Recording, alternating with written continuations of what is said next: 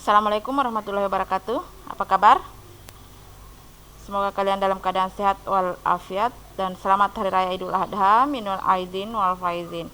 Oke, materi kita hari ini bisa disimak anak-anakku sekalian. Ya. Jadi persamaan dasar akuntansi. Bisa dilihat materi pokoknya persamaan dasar akuntansi. Ini KD-nya itu KD 32 dan 42. Nah, indikatornya ada 3 ya. Yang pertama menjelaskan persamaan dasar akuntansi, kemudian menjelaskan rumus-rumus yang digunakan dalam persamaan akuntansi, kemudian memahami analisis transaksi serta melakukan pencatatan dalam persamaan akuntansi. Nah, ini kita masuk yang pertama, indikator pertama. Oke, persamaan dasar akuntansi, ya ini bisa disimak sendiri, yaitu keseimbangan antara harta ya, di sini harta bukan harga ya, utang dan modal. Ya, ini ada rumusnya. Jadi ini indikator pertama sekaligus indikator kedua. Ini ada rumus, harta sama dengan modal. Harta itu adalah aktiva, jadi modal itu adalah pasiva. Aktiva sama dengan pasiva. Ini keseimbangan, jadi harus sama jumlahnya. Kemudian rumus yang kedua, harta sama dengan utang tambah modal ya. Jadi harta itu ada aktiva, sedangkan pasivanya terdiri atas 2, utang tambah modal. Nah, misalnya utang mau dicari ya, berapa nilainya utang? Utang sama dengan harta dikurang modal. Kemudian apabila modal mau dicari, hartanya diketahui dan utangnya, modal sama dengan harta dikurang utang. Saya rasa rumus ini mudah ya. Nah, sekarang mengapa jumlah harta harus sama dengan utang ditambah modal? Ya, jadi persamaan namanya persamaan akuntansi, harta itu harus sama jumlahnya dengan utang ditambah modal. Karena ya, setiap transaksi yang terjadi itu dicatat berdasarkan prinsip berpasangan atau double entry. Jadi dicatat berpasangan, dicatat di pasiva dan dicatat di aktiva. Apa itu double entry? Prinsip yang menjaga keseimbangan antara kekayaan dan sumber pembelanjaan atau kekayaan, di mana aktiva meliputi jumlah harta dan pasiva terdiri modal dan kewajiban. Kewajiban di sini sama namanya dengan utang atau liabilities. Nah, apa itu modal? Modal merupakan hak dari pemilik perusahaan, sedangkan kewajiban atau utang adalah hak dari pihak kreditur atau pihak luar yang mempunyai tagihan kepada perusahaan. Oke, nah untuk lebih jelasnya ini ada contoh transaksi. Ya, ini ada transaksi, sebentar mau dicatat ke dalam bentuk persamaan akuntansi. Saya lanjut ya, mulai dari transaksi pertama. Ini transaksi pertama. Ini transaksi ini tadi ada di soal sebelumnya. Sulfiani menyetor uangnya untuk modal. Nah, Sulfiani. Jadi ini pencatatannya Sulfiani ya. Perusahaannya Sulfiani, ini bukan pencatatan pribadi Sulfiani tapi perusahaannya Sulfiani. Nah, ini tanggal 1, setoran modal. Jadi kasnya bertambah.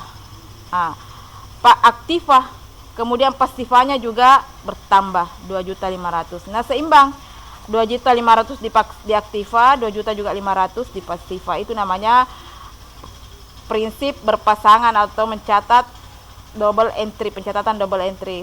Jadi selain dicatat di aktiva juga harus dicatat di pasiva. Kalau tidak seimbang berarti kurang betul pencatatannya. Lanjut transaksi kedua. Dibeli peralatan salon 2 juta. Tadi dibeli peralatan salon 2 juta, dibayar tunai sebesar 1.500.000, sisanya diutang ya. Jadi ini ikut terus ini ya. Ini setoran modal. Tadi yang pertama. Nah, transaksi kedua dibeli peralatan. Peralatan yang dibeli itu 1.500.000 dibayar cash, sisanya diutang. Berarti kalau dia bayar cash, yang dia pakai membayar itu adalah utang. Apa? Kas. Jadi kasnya harus berkurang 1.500.000. Lihat ini prosesnya. 2.500.000 dikurang 1.500.000, maka saldonya kas 1 juta. Kemudian apa yang dibeli? Peralatan 2 juta. Nah, ini turun peralatan, saldo bakal bersaldo lah peralatan 2 juta. Utang. Tadi kan ada di utang sebesar 500. Dari mana ambil 500? 2 juta dikurang 1.500.000, maka itulah utang. Utangnya 500.000, maka utang bersaldo 500. Modal di transaksi kedua ini tidak ada pengaruhnya, jadi modalnya tadi yang dari tanggal 1 ya tetap turun menjadi saldo di tanggal 3. Nah, kalau kita perhatikan kembali ini, apakah sama enggak jumlah aktiva dan pasifa ya? Coba ini aktiva 1 juta ditambah 2 juta, 3 juta. 500.000 tambah 2 juta 500.000, 3 juta. Berarti seimbang. Di sini 3 juta, di sininya juga 3 juta. Jadi yang dijumlahkan itu saldonya saja di sini, ya. Oke, lanjut. Transaksi berikut, dibeli perlengkapan salon dengan tunai. Tunai berarti kas keluar. Uang tunai berarti dibayar cash. Nah, ini transaksi. Tadi sisa saldo kasnya 1 juta. Beli lagi secara tunai berarti berkurang kasnya, sisa 700.000. Apa yang dibeli? Perlengkapan 300.000. Nah, ini saldonya 300.000. Nah, ini peralatan. Berarti kan sudah ada tadi peralatan dibeli tanggal sebelumnya. Ini harus ikut ya, ikut. Jadi dia juga tetap bersaldo di tanggal 5. Utangnya juga ikut karena belum dibayar. Ini modalnya juga ikut. Oke. Lanjut, transaksi berikut, dibayar sewa tempat berusaha dengan tunai, membayar 275. Tadi saldo kasnya ini sisa 700, dipakai lagi bayar sewa. Nah, berkurang lagi kasnya, sisa ini kasnya ya. Perlengkapan tidak bertambah ya, tetap ada yang saldo sebelumnya. Peralatan juga tetap karena tidak bertambah, tidak berkurang. Utang juga tetap. Nah, modal ya. Jadi kalau membayar beban sewa misalnya, kasnya berkurang, modalnya juga berkurang. Ini modal ya, kurang modalnya. Jadi tersisa 2.225.000. Oke. Nah, kita lanjut. Transaksi berikut, dibayar utang kepada kreditor ya. 150 utangnya yang dibayar ya. Utang yang dibayar. Ini tadi ada uangnya 425 ya, ada kasnya. Dibayar lagi utang 150. Jadi kasnya sisa ini. Nah, ini perlengkapan tidak berubah 2 juta, peralatan juga tidak berubah. Kemudian utang usaha yang berkurang. Kenapa? Karena kita bayar utang, berarti utangnya berkurang 150. Ya, sisa utangnya 350. Oke, modal tidak berkurang, tetap 2.225. Oke. Lanjut, transaksi berikut, tanggal 16 diterima pendapatan. Terima pendapatan berarti menerima uang. Kasnya yang bertambah. Nah, lihat tadi saldonya 275 bertambah 1.500.000 menjadi 1.775.000. Ini tidak berpengaruh, ikut terus ini jumlahnya karena tidak pengaruhnya. Ini juga utangnya. Ini modalnya yang ditambah ya. Kebetulan tidak nampak. Di sini ditambah 1.500.000 menjadi 3.725.000. Nah, lanjut, transaksi berikut. Dibayar biaya listrik beban ya. Membayar tadi ada uangnya kasnya 1.775.000. Bayar beban listrik 200 berarti berkurang menjadi 1.575.000. Nah, yang lain tidak berpengaruh. Nah, modal karena beban berarti modal bertambah. Jadi ingat, kalau membayar beban kas berkurang, modal berkurang. Kalau menerima pendapatan kas bertambah, modal bertambah.